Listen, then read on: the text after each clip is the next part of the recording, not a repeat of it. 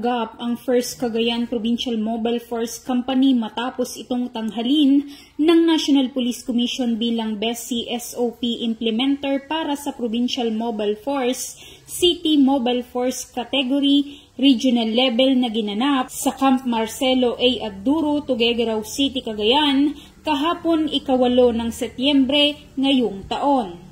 Personal itong tinanggap ni Police Major Abdel Aziz D. Maximo, Acting Force Commander ng nasabing unit.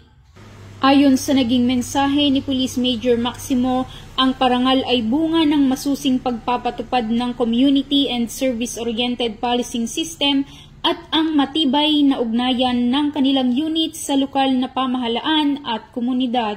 Dagdag pa ng opisyal, magsisilbing inspirasyon ang back-to-back na pagkilalang ito upang mas paigtingin pa ang mga programang pangkapayapaan at pangkaunlaran.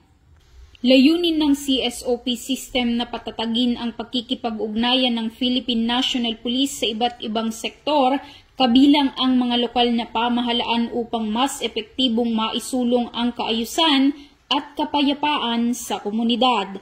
Ang tagumpay ng 1st Cagayan Provincial Mobile Force Company ay nagsisilbing inspirasyon at modelo para sa iba pang unit ng pulisya sa rehiyon.